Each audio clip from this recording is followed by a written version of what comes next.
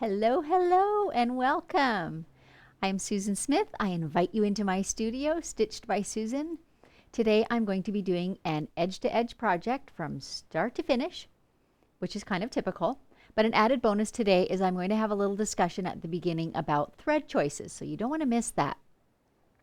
But a couple housekeeping things before we go on. Maybe first an introduction for those of you who are new.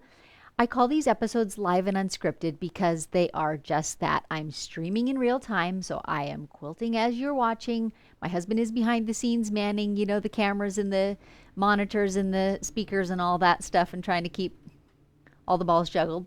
So it is totally unscripted though. So what you see is just my process of working through a quilt. Thread breaks are included, tension issues are sometimes included. And whatever quilt I happen to be working on, in this case, it's a flannel client quilt, I just talk through that process. So the decisions that I make, why I make them, some of the considerations for those decisions.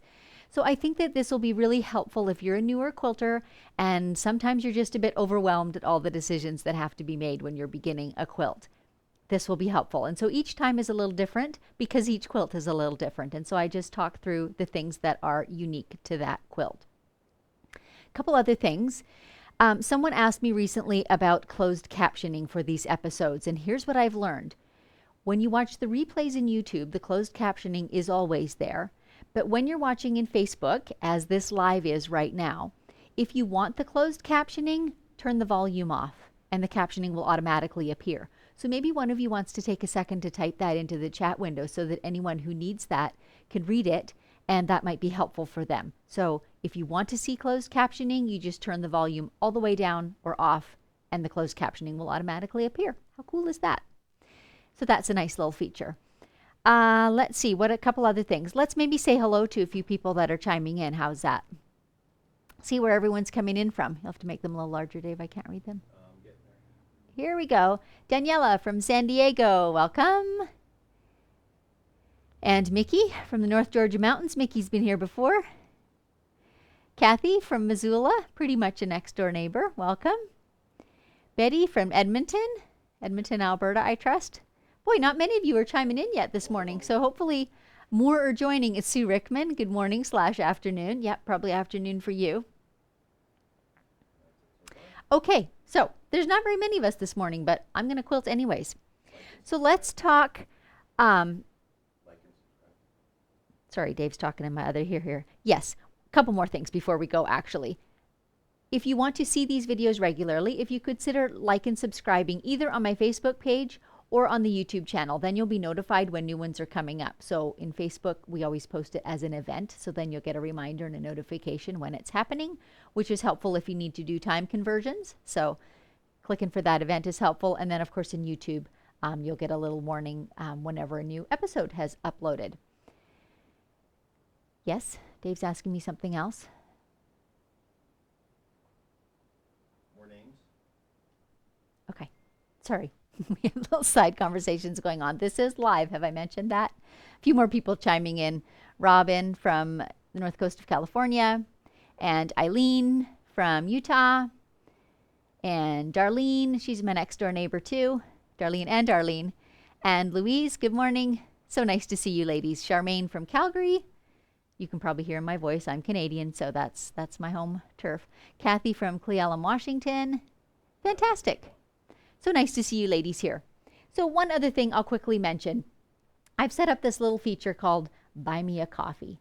So if you're interested in supporting these episodes, they're free and they'll remain free. But if you're interested in supporting them and some of the equipment we're trying to upgrade and things like that, I invite you to buymeacoffee.com, where you can purchase or donate, I guess, contribute for as little as $5, the price of one coffee. So there's that. Okay, let's dive into quilting. Let's talk thread for a few seconds. So I've tried to put the quilt here so that you can see all of the fabrics that are represented in it. And let's talk thread choices. And this is, we should maybe call it thread theory, because I think for every two quilters, there's probably at least 3 opinions on what thread you should choose. But here's how I'm going to approach it today. Because I'm doing an edge-to-edge design, there's going to be a similar amount of quilting in every area and in every fabric on the quilt. So that's my first consideration. I want the fabric or the thread to look good on all of them. I'm not doing, a lot of quilting, for example, in the aqua and very little in the yellow. So here are some of the colors that are in the quilt. There's the yellow, there's the melon. Of course, I can't hold them all at once, but I can hold a few. There's the dark, really dark teal. It may look navy on camera, but it's a very dark teal. And then there's the aqua. So when I think about how the quilting is going to look across this, how the thread is going to appear in all these fabrics, I like to go with a mid-level color. So think of it this way. If I were to pick the darkest color, it would practically disappear in the dark blue areas, but on all the other fabrics, it's really high contrast, right? Similarly, if I pick the lightest color, it's going to almost disappear in the yellow, but it's going to be fairly contrasting in the aqua and the melon, and especially in the dark blue. So what I'm going to go with is this kind of mid-level aqua. It will pretty much disappear in the aqua, that's true, but it's somewhat darker than the light fabrics and somewhat lighter than the darkest fabrics. So to me, that's a good middle of the road color that will kind of show up pretty equally across all the fabrics. And here's one other thing that I'm doing today. Most quilters will recommend that you use the same thread color, top and bottom, because even if your tension is perfect, the thread, particularly from the bottom, can almost glimmer through the needle holes.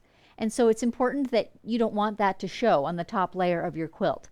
But today I've laid the backing here too, and you can see, perhaps you can see on camera, it's quite blue as to tone. It's not very aqua, and I just don't think the aqua would be particularly pretty on that.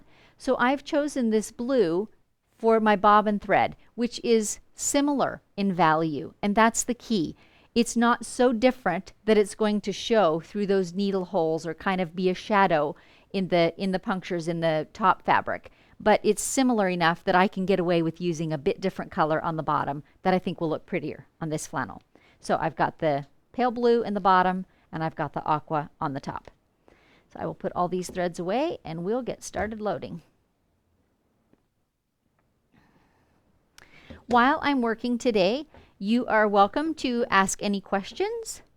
Just if you would, type Q before them. It just helps our eye to see them, especially if it's a busy day and a lot of people are here and the comments are flying.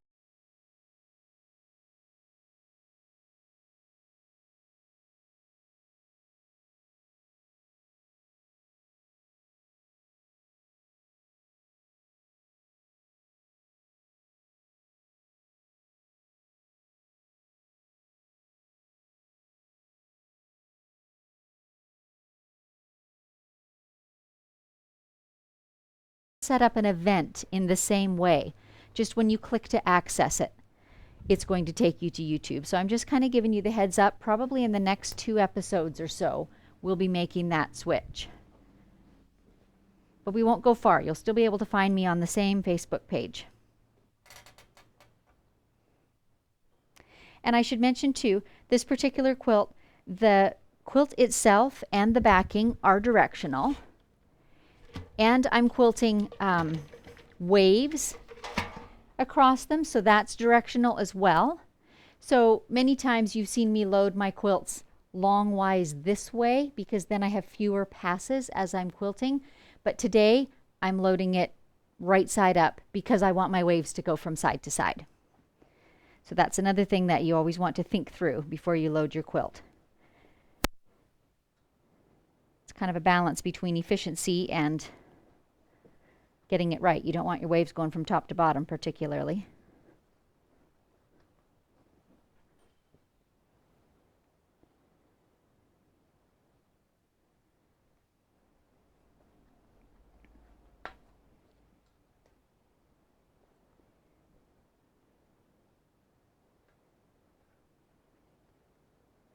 So I'm using the red snapper system, as you can see.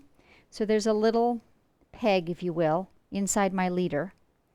And then these U-shaped long clamps just snap on over top. And I find this super efficient for loading. You can also do the same process for pinning if you pin. As you noticed, I did not center my quilt, and I'll show you how that works. But it works equally effectively for pinning too.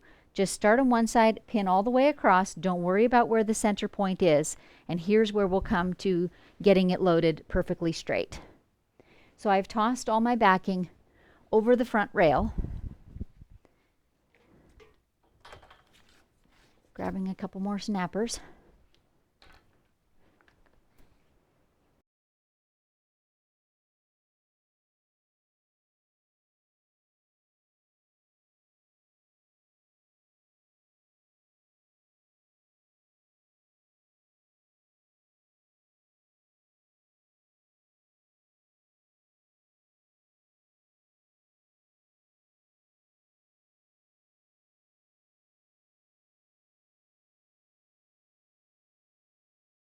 Stretchy, that it sometimes takes a little bit of tweaking to get it to lay smooth.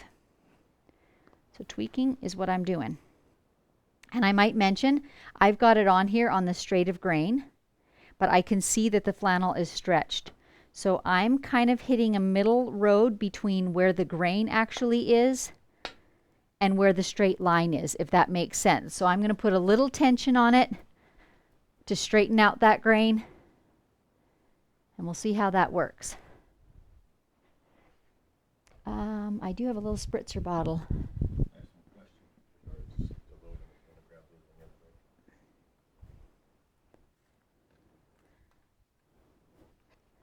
I'm just going to lightly spritz my flannel. That will help it to take the shape I want it to take too. And I want to be super gentle with this. I'm not wanting to stretch the backing into position. I'm just nudging it a wee bit. So now I've got my backing laid straight over the roller of my quilt, and I'm just rolling it on. You can't see it on the camera, but I'm able to watch my roller and watch the left and right sides of the fabric as it's rolling up, and I can see that it's rolling nice and straight. And if it wasn't, I would take a moment to adjust it. So I roll far enough ahead until I can just see the end of it extending a little bit beyond my leaders. And then I come back round to the back, I call it the back of my machine.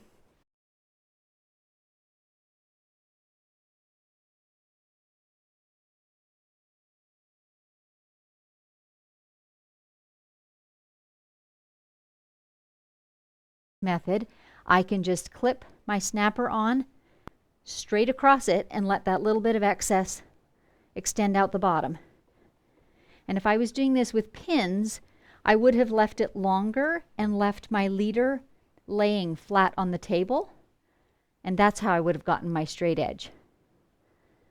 I couldn't snap against the rail like this. I would just get the straight edge and apply pins all the way across, but still letting the excess just extend beyond the leader.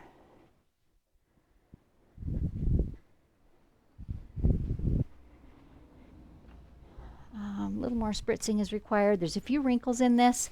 I haven't ironed a quilt backing in years. I always just lightly mist it with water, and those wrinkles just relax.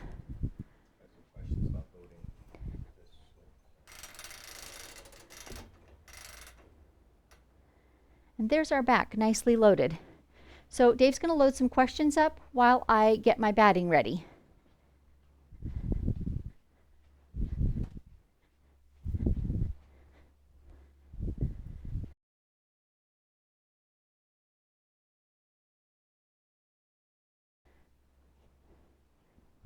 Just bear with me a second here. Got a little tangle going on in my batting.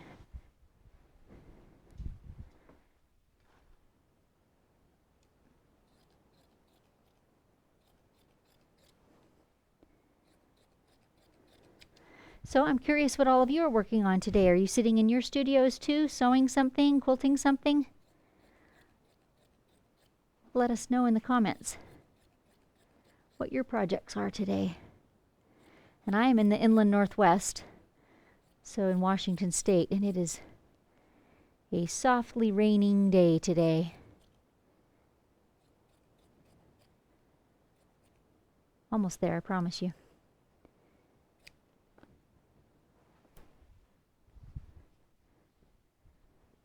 Okay. Let's have a few questions about the loading. Daniela, do you line up the fabric with the edge of the snappers or does it stick out a little? On the front edge, it's pretty much lined up with the snappers. I don't line it so exactly that it almost could slip out from underneath. I leave, probably a 1/4 inch or so of excess, and that's assuming that the line is straight, the edge is straight. If it's not straight, then there might be more here and there. Follow up on that. And how do you keep it even? Oh boy. A good deal of that, Daniela, is just experience. I've loaded so many quilts, I can pretty well judge whether it's straight, whether, what the grain line of the fabric is looking like. If you're unsure about that, maybe cut that one edge straight before you begin to load it so that you know you're working with a straight line. That's a good safety measure. Any more? No, I have lots of comments if you want to go into welcome a few more people. Sure, let's welcome a few more people in. See who's watching. Let's make sure we get the fish right side up, okay? Johanna, good morning. And Joey, good morning from SoCal. Great thread choices. And Sandy from Sault Ste. Marie, Ontario. I know right where that is. I am Ontario born. And Teresa from Georgia. Eileen, I like your choice of the 2 different shades for the top and bottom. Not something I've ever considered. Yeah, I mean, each quilter has to kind of find their own way. I know quilters who use quite different threads, top and bottom. I find I don't care for that. I don't like for my bottom thread to show through at all. But when they're close enough in shade, I feel like you can get away with it. Cheryl Ann, good morning. From Saskatchewan. Okay. Sue, we're moving this week, so it's chaos here surrounded by boxes and tape. Oh, better you than me. I don't envy you that. Sam Alberts, morning. And Jenna, good morning. Some of you ladies are regulars. I sure appreciate you showing up. Okay, there's our flannel quilt. Loaded.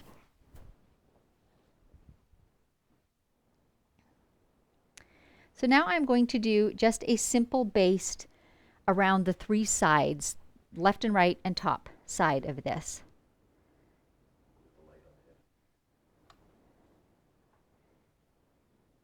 You certainly could do this with a basting length stitch. I generally just do it with my regular stitching stitch because I don't want to take the time to change it, but either one works. So this is just going to anchor our quilt in place. We know that the backing is smooth underneath because we smooth that all out in advance. And so when we stitch this in place, then we know we've got no wrinkles going on underneath. I confess over the weekend I was surfing Facebook, and in one of the quilting groups that I'm in, someone posted a photograph. They had taken a quilt to a long armor and got it back, and it had multiple pleats running in multiple directions on the backing, and it was the first time they had ever taken a quilt to a long armor, and they kind of said, "Is this normal in the group?" And boy, you should have seen the horrified comments. Yeah. But there are a few ways to make sure that that's not happening, and one of them is to make sure your backing is smooth first, then you put your layers on, and then you baste in place, and then it can't shift. What is Lucy doing? The channel lock is not working. Huh. I think we've had this happen before. So I have something called channel locks on my machine, which are just magnetic locks on the rails, which prevents the machine head moving. So for example, if I put the horizontal lock on, it can't move forwards and back, and I can get a lovely straight line, perfectly straight line. But Lucy is my long arm's name, and every so often she does not want to do that. So that's this morning. So I'm just freehanding this. Whoops. We'll make sure to bury that in the quilting. And I should mention too, I am sewing on a Gamel 26-inch Elevate. Yes, and my machine's name is Lucy, and I love Lucy. So now just stitching down the right-hand side. And this way we know nothing can shift.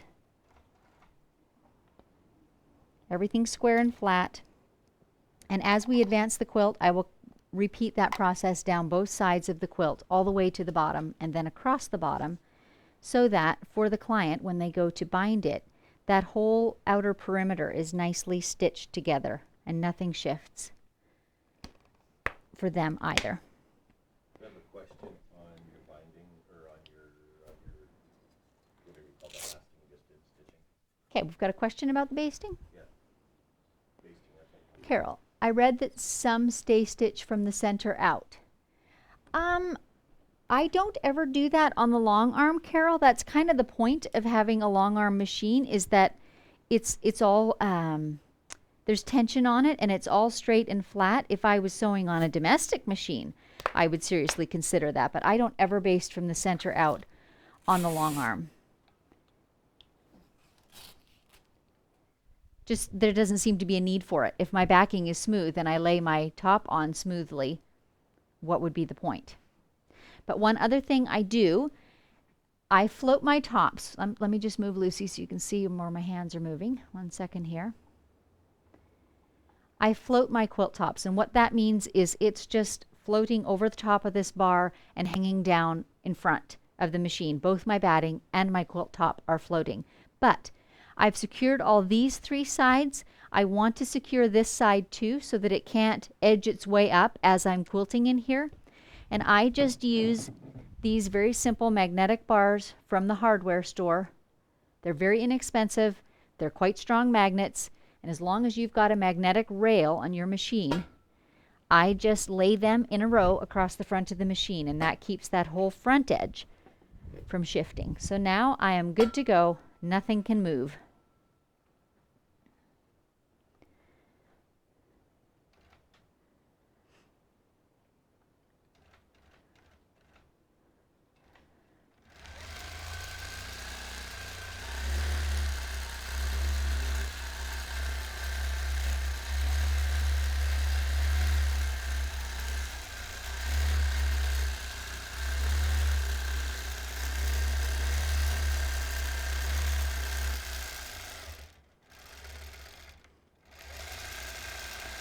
And now we shall begin quilting. It's just that simple.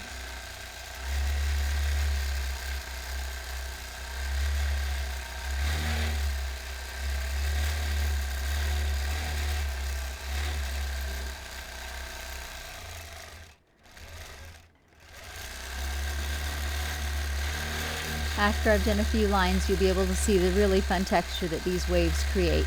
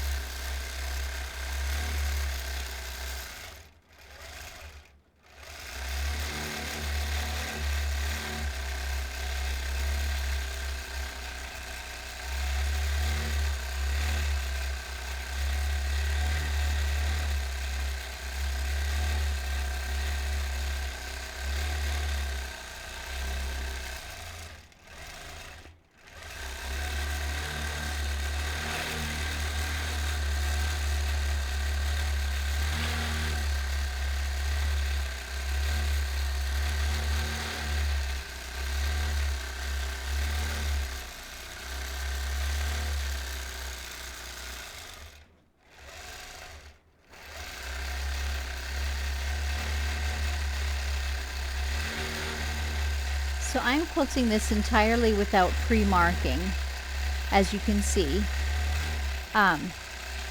Something that can happen when you're doing these waves row after row after row is you'll begin to, kind of run uphill or run downhill, or they're wider in the center of the quilt and not, pretty straight from side to side anymore. So if you're having trouble with that, then I recommend you break out your painter's tape and lay a row of it across your quilt, just a couple inches below where you're working. Quilt a few lines using that painter's tape to kind of guide your eye to keep the lines more or less even. And then just shift the tape down a few more inches and go at it again. And that will just help as a guideline to keep them going straight across the quilt. Beyond that though, this is quite forgiving. So be assessing as you go, you know, how even they are. So for example, I was just noticing that my left side was higher. You know, they were getting a little skinnier over there. So I just purposely made a couple on the left-hand side a little fatter to adjust. So if you're just kind of aware as you're quilting, you can easily just adjust as you go.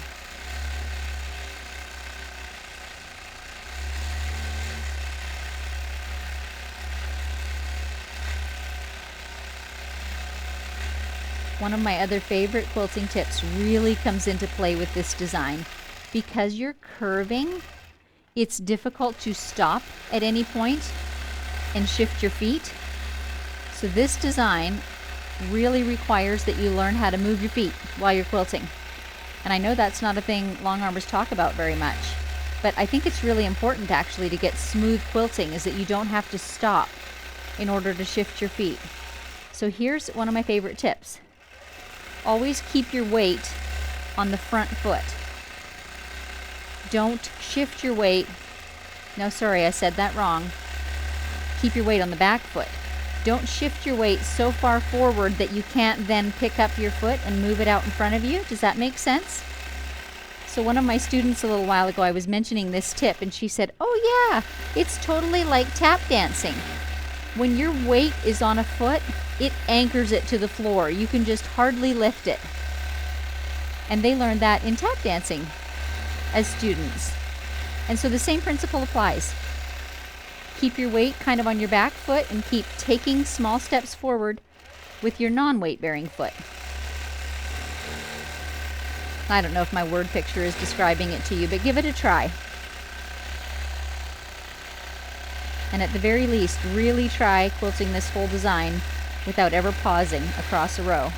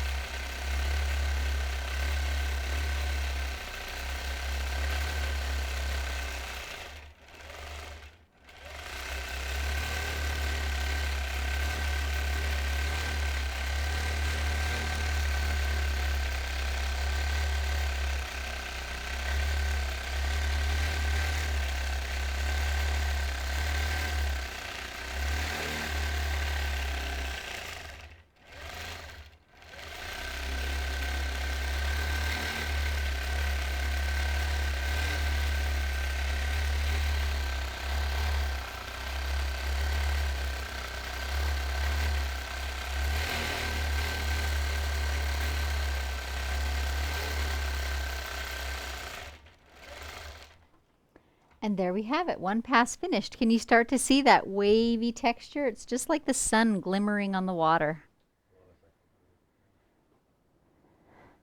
We're going to shift cameras here for you so you can see it a little better. Hopefully, maybe, perhaps. In any event, I always take time to grab a few photographs when the quilt is finished and put them up on my social media feeds over the next day or two as soon as I've got good lighting. So you can always come back and look at those photos to get a better look at the quilting. Today is more about the big picture, seeing the process of the whole quilt, than about the specific design. All right, we have a question or two.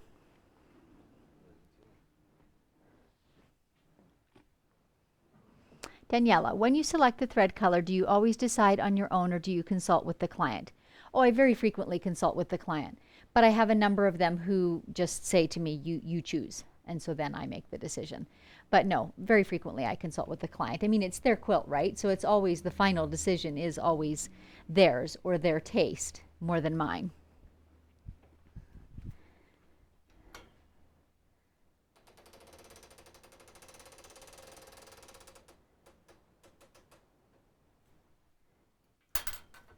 Even when we're having the discussion further to that, though, I will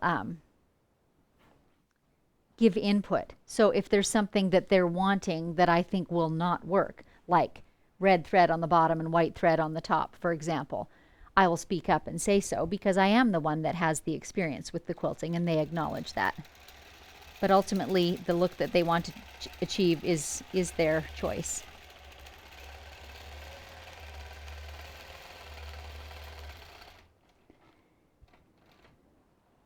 So once again, we're just basting down the sides.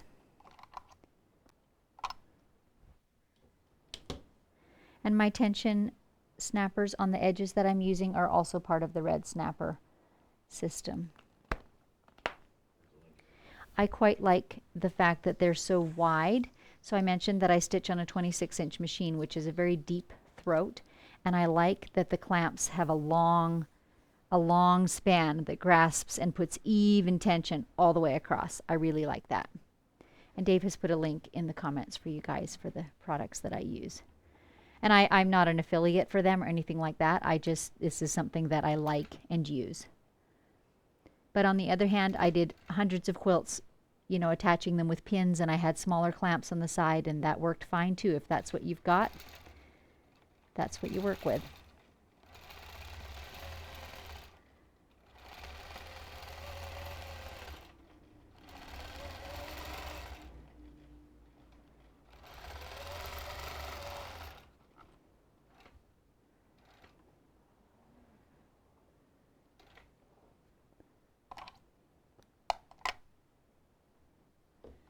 And we'll clamp this side as well.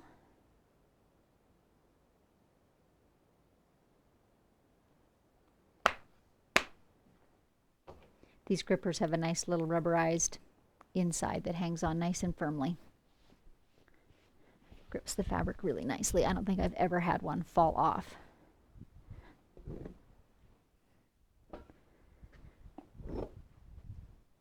My magnets on the front. And now with this design, it is critical that I alternate directions because it changes the formation of the design. So I ended on the right, so I'm beginning once again on the left.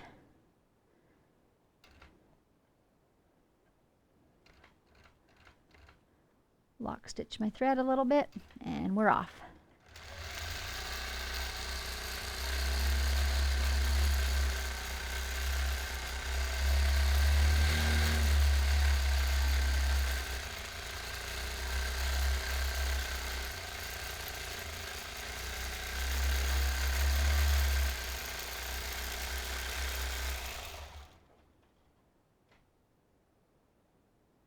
One of my waves looks kind of funny. You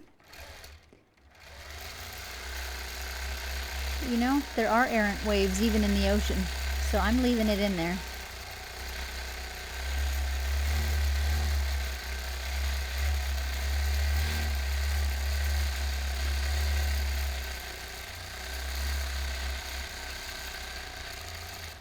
I mentioned about using painter's tape as a visual guide to keep your rows of waves more or less straight. On some quilts, of course, you could use the piecing for that. But on this quilt, as you see, I don't anywhere have a straight line all the way across the quilt. But I've quilted this quite a few times, so I'm just doing it by guess and bagage. Making little adjustments as I go.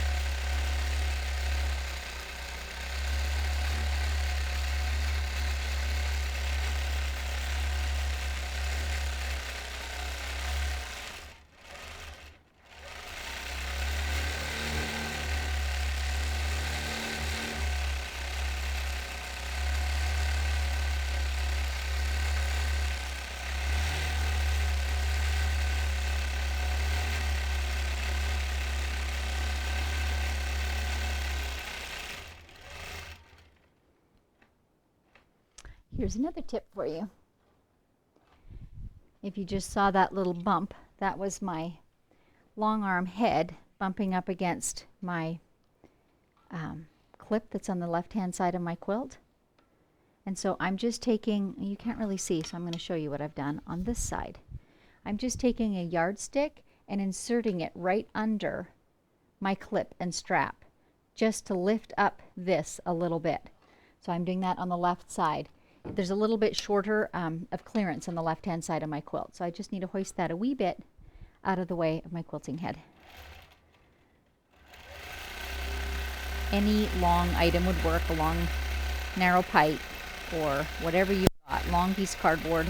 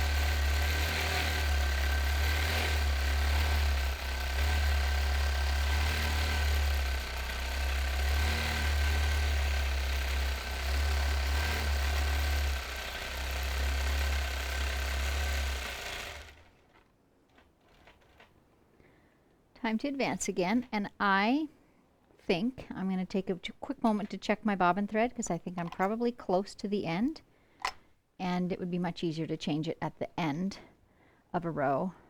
Oh no, there's a few more rows left in there. While I'm changing, I might mention to you ladies, some of you know, some of you might not, I have recently launched a podcast that you might be interested in. They're all interviews with other people, mostly quilters, because that's kind of who I know, but there may be other crafters too from time to time. And just giving them an opportunity to tell their stories.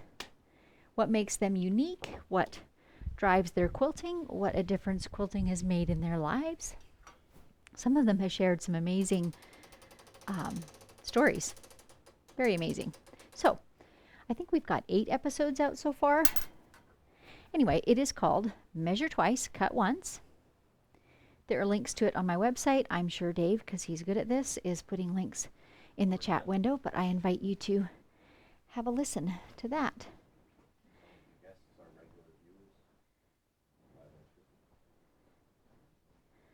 At least one of the guests is a regular viewer of Live and Unscripted, Sam, who's here this morning. We had a great time on that episode. And of course, as always, you're very welcome to share these episodes as they're happening too. I don't know if your, Facebook friends are quilters also, but if they are, or if you want to share within your guild or something like that, you're very welcome to do that. That's the beauty of online quilting. There's always room for more. talking with my sister the other day about quilting bees. It's the area that we grew up in southern Ontario. That was a very common thing when we were children, and we were talking, about how many women could fit around one quilt and how far you could get in one day and all of that. But with these little online episodes, there's no limits.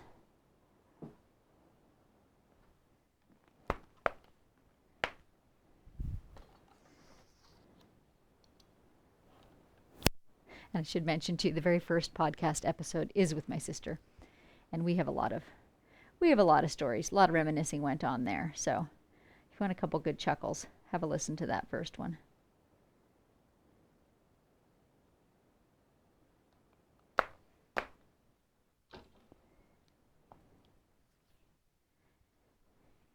Oh, you know what?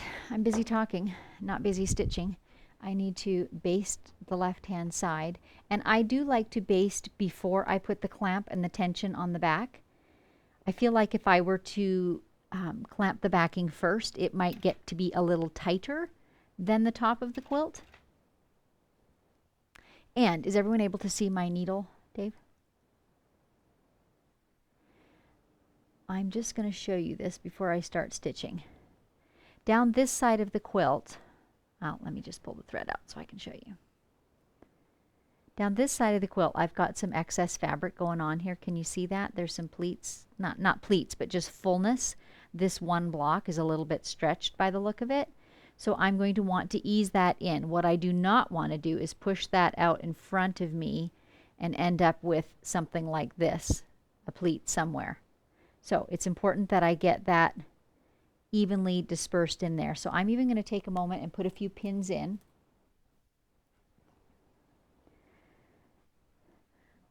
First off, I'm looking lower down on the quilt, trying to show you where I am, so that here's where I know that it's pretty straight. That's kind of my plumb line, if you will.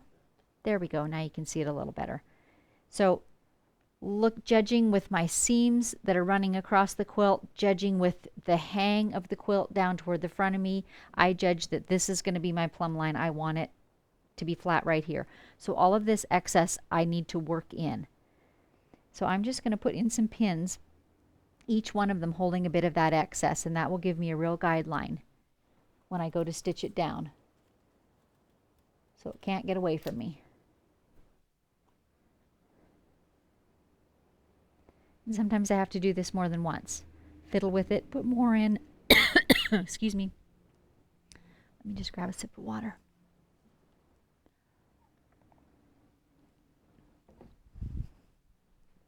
Much better. Sometimes I have to come back and, redistribute again a time or two with the pins, and that's okay. Way easier than unpicking stitches, though. And again, we have the property of flannel going for us here. It's very malleable. You can kind of do what you want with it. So now I'm just overlapping where my last basting line ended. And I'm going to grasp behind where I've already stitched. And I'm going to put a little tension on that. I'm grabbing the batting because my seam allowance is so thin, so I've got both of them, but really it's just the fabric that you want. And just that little bit of tension helps to just pull fabric under the needle.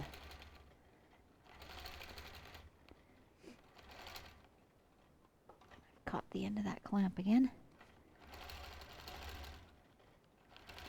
And can you see that's all stitching in just fine?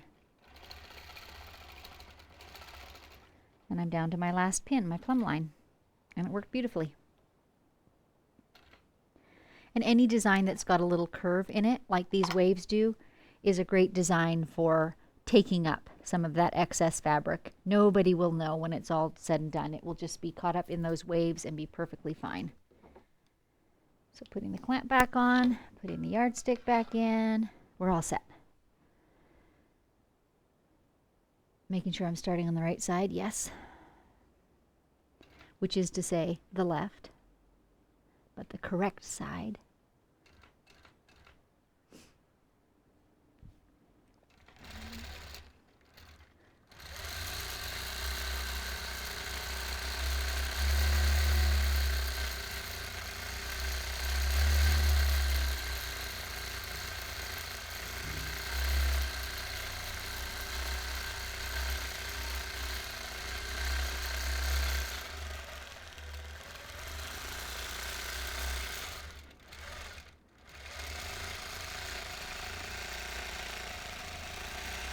So there is a bit of fullness in a few areas in this pass. So I'm using my left hand to kind of put a little weight on the quilt, and that just stretches it just a hair, enough that my needle will stitch down smoothly. But if you're not comfortable guiding with just one hand, I'll show you another one of my favorite tricks. Pardon me while I step out of camera for a moment. Quilters affectionately call this the bean can trick.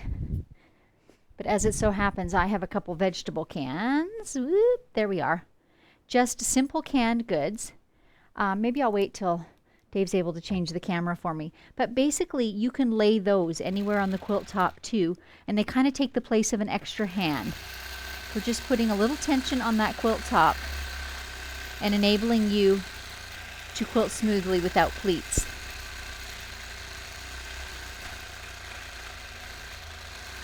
And if you align them up and down, they will just literally roll out of the way as you quilt toward them. And they can be really helpful when you've got a little fullness that you need to ease in.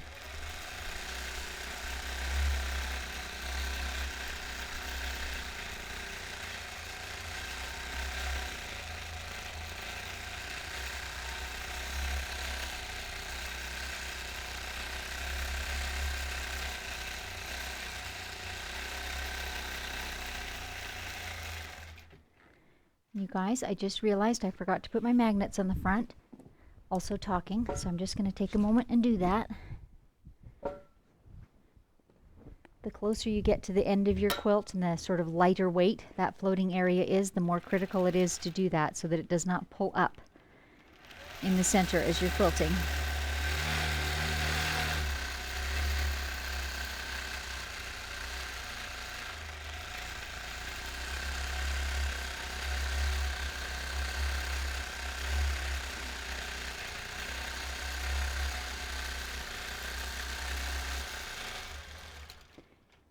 Can we have the bigger camera for a second, Dave? And I'm just going to show my little bean can trick. I'll quilt part way across so that you can see it.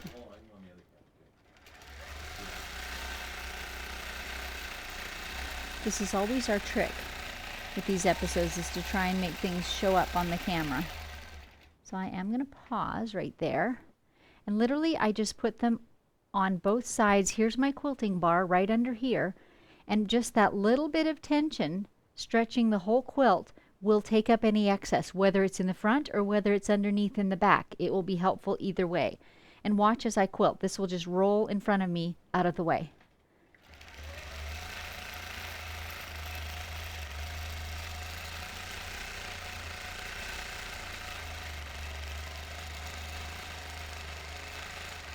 Now it's going to roll right off, so I'm going to grab it. And I confess I use that more when I'm doing finer, more dense quilting. When I'm doing an edge to edge like this, I tend to just, use my arm or hand for that weight. But whatever works for you, just giving you options.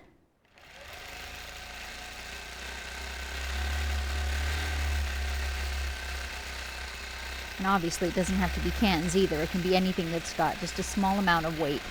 You don't want to badly distort the quilt. You just want that little bit of pressure.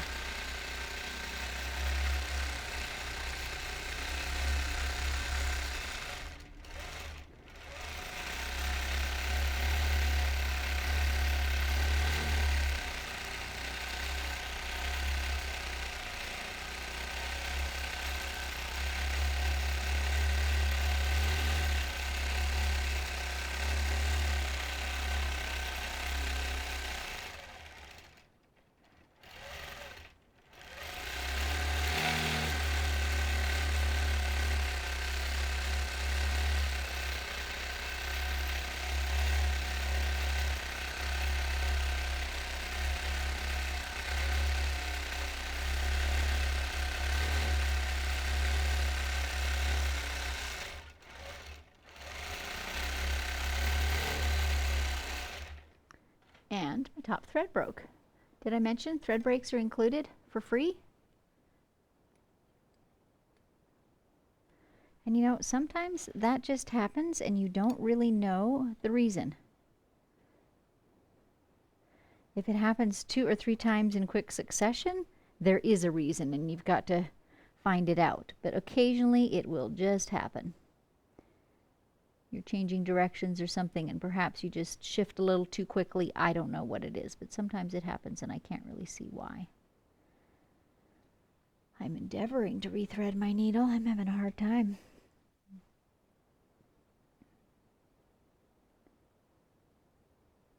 Oh my goodness. Let's clip a fresh tip on that. That'll help. There we go.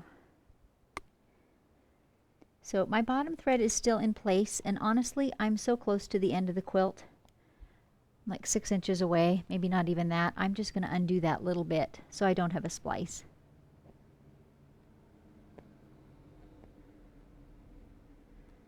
A splice is not the end of the world, but when I can avoid it, when I'm this close, I will. Or maybe not. It's really difficult to undo in the flannel, as you might expect. It's so fluffy. Let's have a check at the bobbin here. Yep, still got a couple more rows. When I can, I like changing my bobbin at the end. It's kind of a little mental game I play with myself to know when the bobbin's going to run out. But otherwise, I'm just leaving, I trimmed my threads close where I ended, and I'm just leaving those stitches as they were, and now I'm overlapping about 1/4 inch, and I'm putting in a couple of close stitches to lock it in place, and then I just continue on. And that's how I splice my threads. And you'd be pretty hard pressed to find one as a viewer afterwards, so I think it's a quite good way to splice.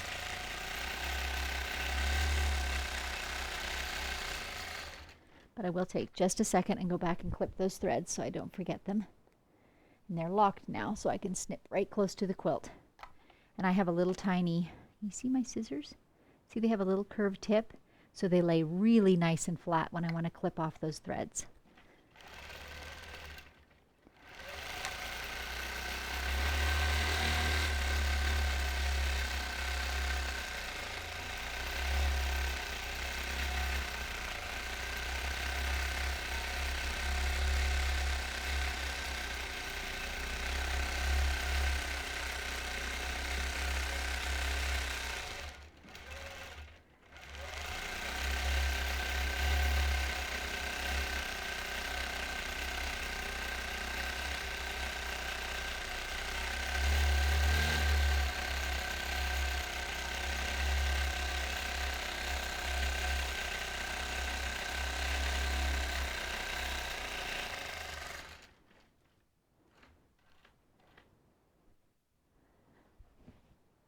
Just got some threads laying on the quilt. Gonna grab those. 2 more rows and we'll check the bobbin again.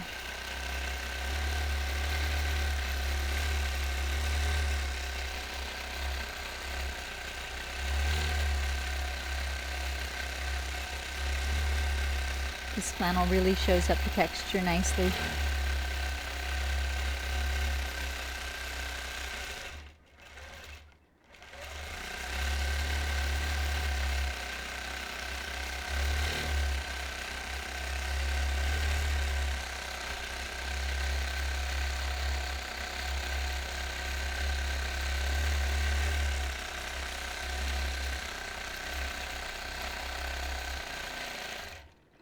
Okay, we're changing bobbin thread.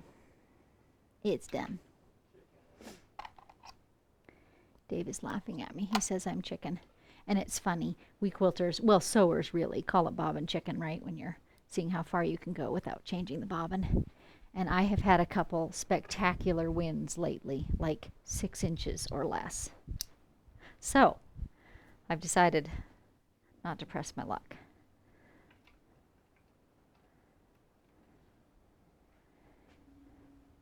And I do wind my own bobbins. If I have only one spool of the thread I'm using, then I pre-wind enough that I judge will be enough for the quilt. If I have 2 spools, which I usually do of my most common threads, then whenever I insert a bobbin, I just set the other one to winding on my freehanding winder. And it just takes a second.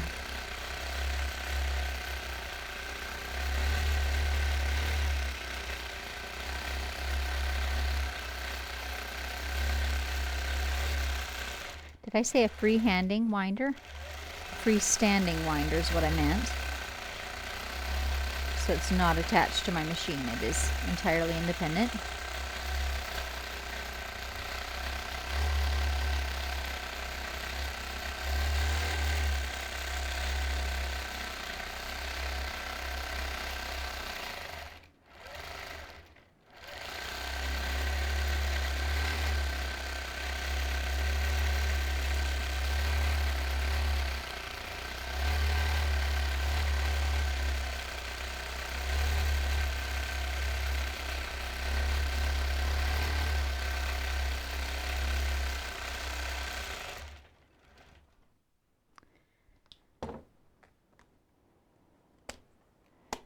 Could have gotten in one more row, but not two. So I'm going to go ahead and advance. And we have 2 passes left, so we won't be too long today.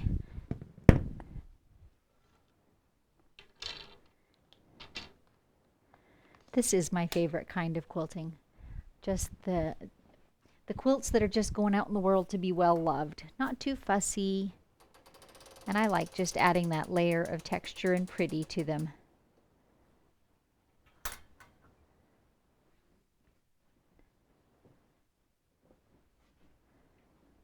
So here's the end of my quilt. Every time I do an advance, I either tug right here through all the layers, or since I'm at the end of the quilt, I can literally flip it up a little.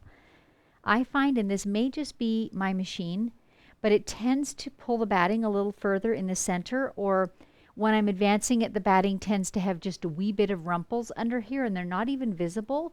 They're just enough that after a few advances, I can see that my batting is kind of pulling up tighter in the middle. So I find that works for me, to run across the top and just put that little bit of tension in there, make sure everything is smooth. And if in doubt, I will take the time to flip the quilt top up and make sure that I've got things flat and smooth. It always takes less time to double check beforehand than to have to fix it after the disaster has happened.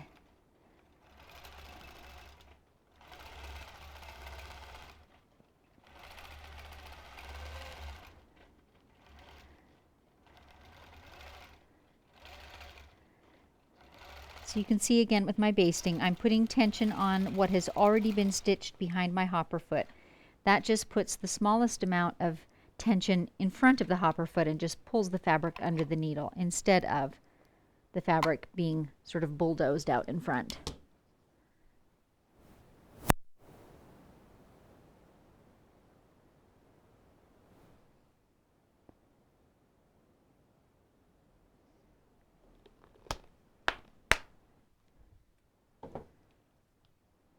Got my stretcher on the right.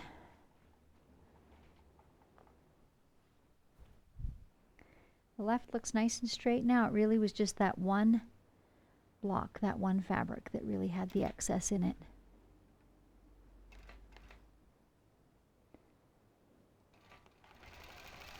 So it's a lot of things to keep an eye on, but I try and be aware of that as I'm quilting. Every time I advance, I'm gauging, the straightness of my seam line across the front rail. I'm gauging if everything looks smooth and flat and square, and making adjustments as I go so that I don't get ugly surprises when I get to the bottom.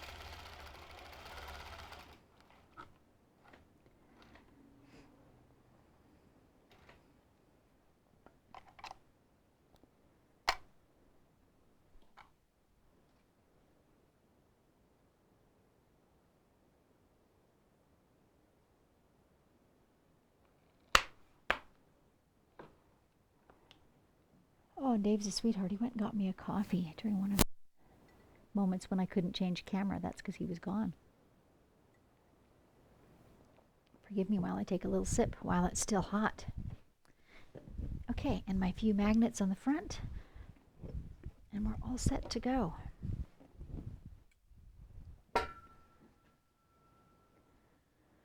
It's looking good.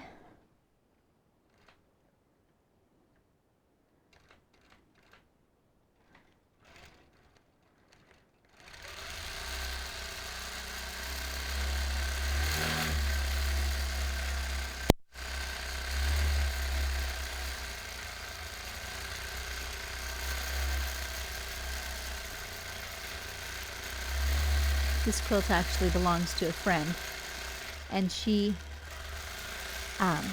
doesn't care to do fussy quilts, so she's done this particular pattern many times with these large kind of offset like bricks blocks. And she does it with all different kinds of fabrics. And each one is just so fun and so unique. And it's a good example of how quilts don't have to be fussy to be personal. I know she's making this one for a gift, but she's done, you know, Christmas quilts with it or Easter quilts. She's got one that's all bicycles. And this one obviously is ocean and kind of beachy colors. So it's a really simple pattern, and just in fabric choices, you can dictate the style of it.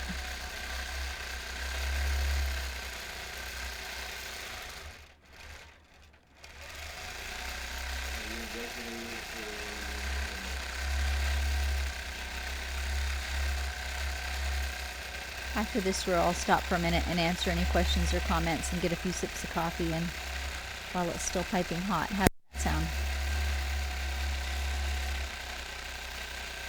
And by the way, if you are watching this on the YouTube replay, I still answer those questions too. So you're welcome to ask questions on the YouTube channel or even on the Facebook event after it's over. And I will do my best to come back and answer them. Should I move the machine to the other side, Dave? Okay, bear with me a sec, folks. No, just stay there, just stay there. We'll turn the camera down that side of it. Okay, here we go. Now we're arranged. Ah, coffee. Nothing like it. So we just have one from Betty. She's wondering if you are in regulated or manual mode. Betty's wondering if I am in regulated or manual mode. I am in manual. I'm sorry, I said that wrong. I'm in regulated. Sometimes the brain really disengages from the tongue when I'm trying to quilt and talk at the same time. I have the regulated on, so I've got it set at 12 stitches per inch. You could do it in manual, I guess. This design would be, I don't know that it's a benefit. There are many times when I recommend using the constant speed, but this is not necessarily one of them. That's the only comment. Wow, you guys are quiet today. Oh, there's more comments. Susan Tapp, perfect motif for this quilt, isn't it? Just the glimmery, watery waves. Mickey, I've used the can trick. It's awesome. It really is. If you've never tried it before, you should. Next time you get you don't even have to be in a bind. Just whenever you have a little bit of fullness, it just acts like another hand to smooth it out. So good. Daniela, can you explain the two? What two were we talking about? Oh, regulated and manual. Or I usually use the term constant. So it has to do with the stitching of your machine. So regulated means you set a stitch length. So I've chosen 12, which means 12 stitches per inch. And my machine will try to make the stitches regular. And as I'm stitching, you're hearing the motor slowing down and speeding up a little bit as I go. And that's the machine regulating the stitch length. So when I have it in constant mode, then what I set is a stitch speed. On my machine, it's reflected as a percentage of the total speed it could go. Other machines do it a bit differently. So I'll set a speed, and when I press start, the needle just starts going at that fixed speed. And then it's up to me to regulate the stitch length by how rapidly I move.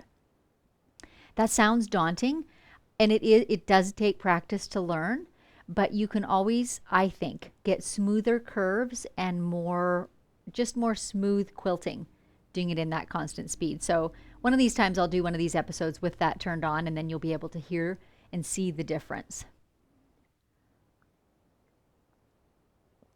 Judy is asking, what kind of side clamps are you using? They're by Red Snapper. If you scroll up in the comments, Dave put a link in there both for the Red Snappers themselves and the Red Snapper side clamps. I really like them. Okay, enough coffee drinking. Back to work. Coffee break's over.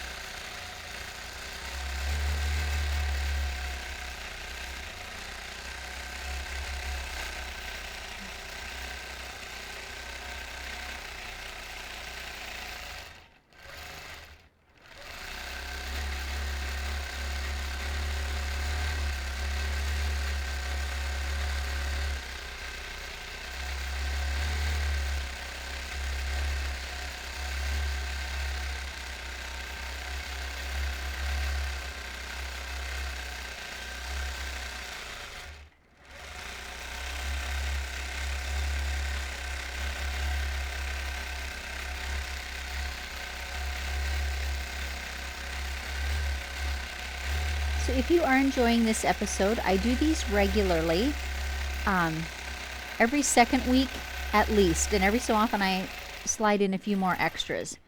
And they're usually Monday or Tuesday, and that varies just because I need my husband at the helm to man all the techie stuff, and his schedule shifts a bit from time to time. So every second Monday or Tuesday. They're always set up as an event on my Facebook page, so that's a good way that you can find them and get reminders for when they're coming. And I always give advance notice as well in my newsletter. So if you wanted to sign up for my newsletter, you would get notice and links there as well for whenever they're upcoming. And you can do that on my website, stitchedbysusan.com. If you want more ideas for freehand quilting designs, I encourage you to check out my Pinterest page. It's also called Stitched by Susan. And I have a board there that's called My Gallery, Edge to Edge.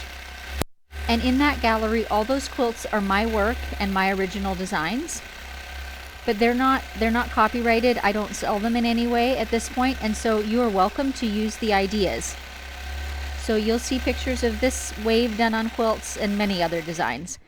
But that's an easy way to get some good eye candy and maybe some good ideas. So Pinterest, it is Stitched by Susan, and the board is My Gallery, Edge to Edge.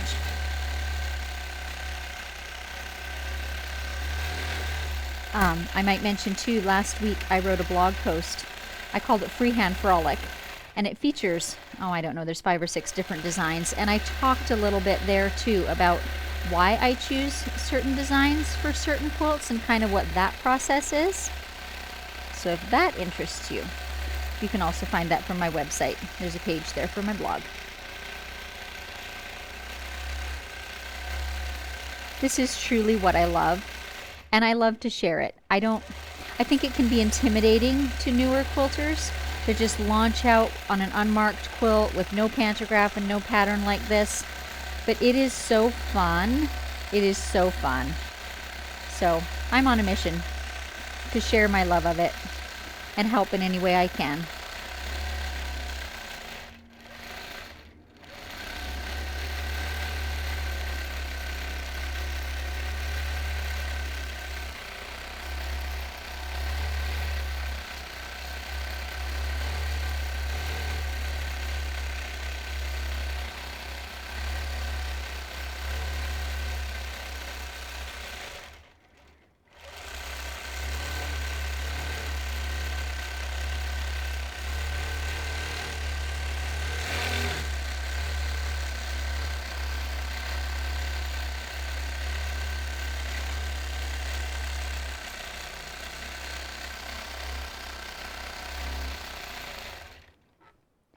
I'm going to go ahead and do the last advance because there aren't that many inches left to roll up. So I'm going to go ahead and do that and get that bottom edge basted nice and straight and solid.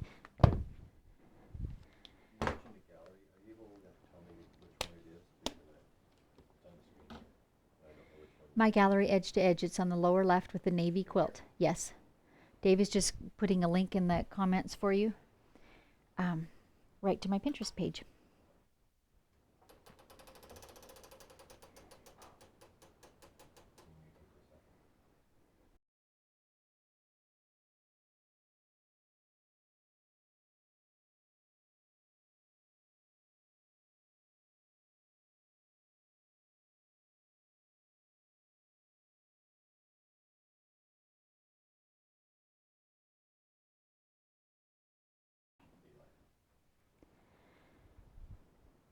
So Dave is just telling me that one of you Canadian watchers was asking if there's another way to donate besides buy me a coffee.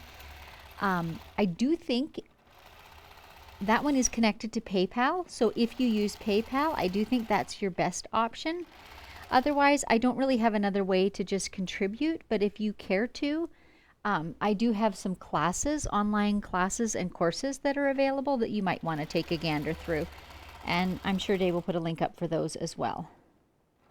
And if you want any information about them, I'd be happy to talk about them. There is, a certain amount of information on the course platform there for you, but I'd be happy to give you details too. And you can always reach out to me via email as well. I'm happy to answer questions. info@stitchedbysusan. And it's me that answers. We are a small business, I guess that would describe us, so it's just Dave and I. And what you see is what you get. I was watching a series of, like a webinar, I guess you would say, over the weekend. A lady that was doing a webinar on Pinterest, and it was really fun to see hers too. She's a much wider recognized name than I am, for sure. But even so, you know, her kids came in and out of the room, and you heard her dog in the background at one point, and she was really honest about it. She's like, this is what I do, this is who I am, and I appreciated that. Because sometimes I like to know that. It's a person, it's not a, you know, organization that I'm dealing with. So here at Stitched by Susan, it is certainly a person. Okay, remember I said earlier, this design is definitely dependent on alternating directions. The waves go all funny if you don't. So I ended on the left-hand side, then I did my basting, so I need to go back to the left-hand side to start again. You guys can't see very well there. This edge, being flannel, she tore this edge and it's very frayed, and my little clipper has a very, very narrow channel, and I'm not being able to get that in there, so this is just going to be my stopgap measure. I'm just pulling my clamps over and attaching them. This is not my favorite because you get tension just at that point, but I won't put very much tension on it. I don't want to scallop, you know, up to my clamps. Just enough to hold it semi-taut. I don't think I need my yardstick because I can move my head freely and not hit those clamps. So back to the left we go, and on this side I still have a straight cut edge, so I think I can insert it in my side clamp fairly well.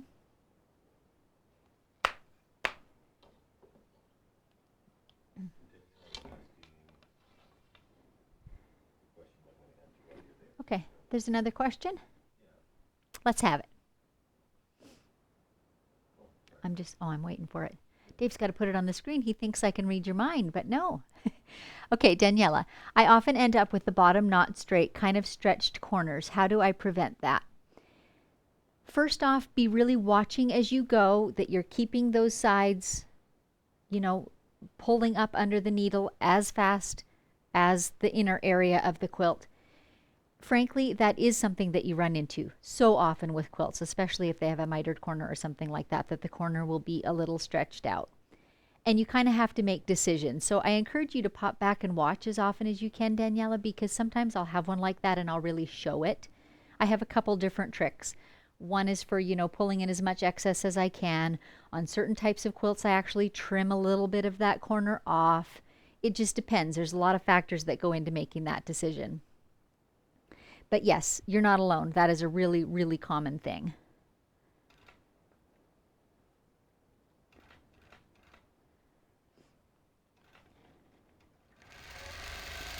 I do have quite a few of, well, I think all of these live and unscripted episodes that I've done, we have loaded as replays onto YouTube, so you can watch them there at any time.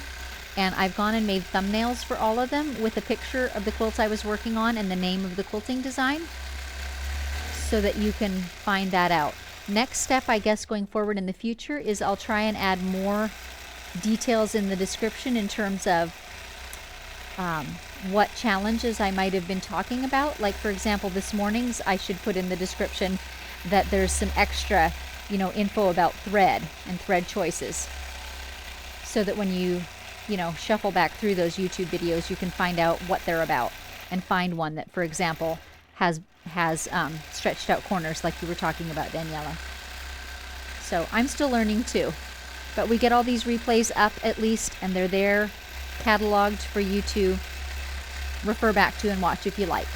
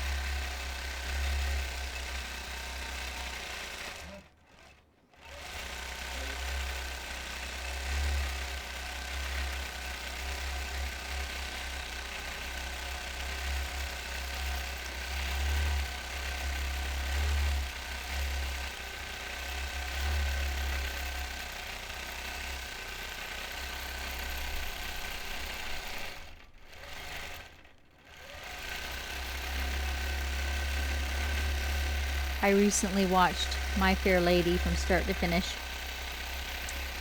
And so I'm thinking to myself as I'm quilting, just a few more rows, and right into my head pops Eliza Doolittle's father's song, Just a Few More Hours, basically the dirge before he heads off to the church to get married. It's just a few more hours. But in this case, just a few more rows. And it's not a dirge. We're happy about it.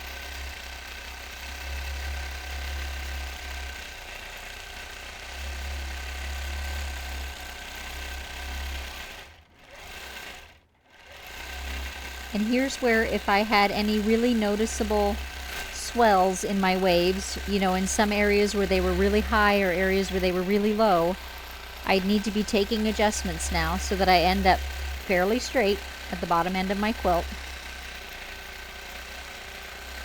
And if it was really awful, I could always come in here and there and tuck in another wave too. So there's nothing so broke that you can't fix it, I don't think.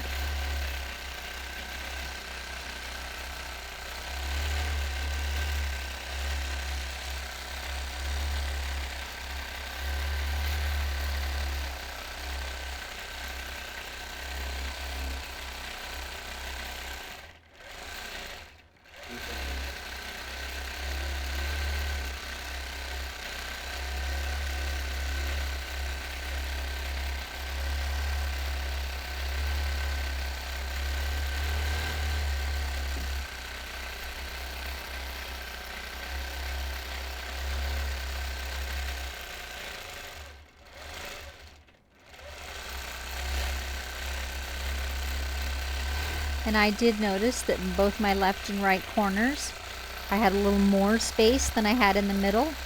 So I'm purposely doing a couple of kind of shallow rows of waves in the center and stretching out the edge ones just a little bit.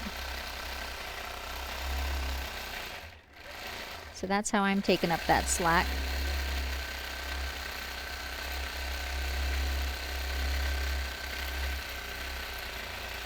So this row is just about touching my basting line. But I feel like that up swoop of the wave is still a bit wide to leave unquilted. So I'm going to go back through and do one more partial line. And I'll end up traveling a bit along the basting. Do you see what I'm doing? And then just adding that upper crest of the wave.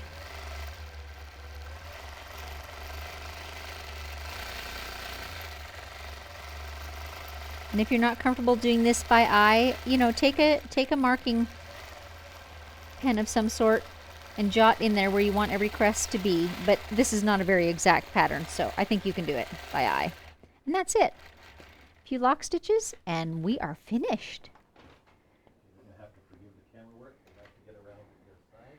So Dave is making his way back to the main camera and setting them up. He was trying to get some good close-ups for you. Let us know how that worked, by the way.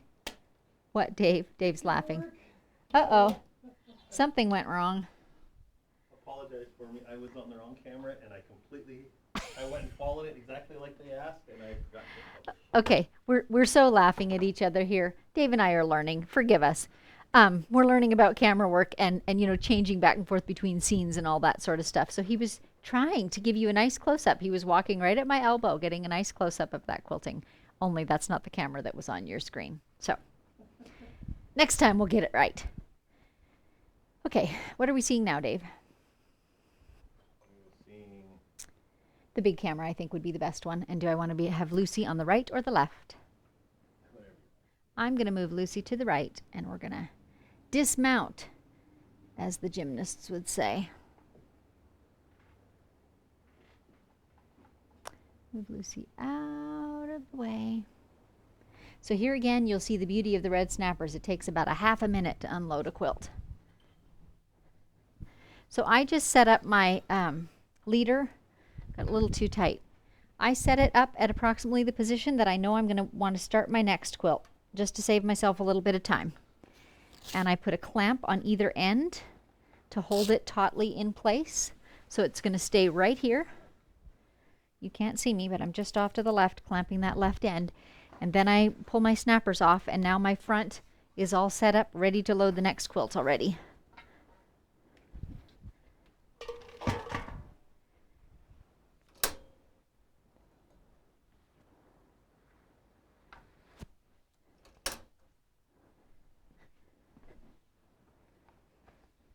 just like that, it's unloaded. Perfect.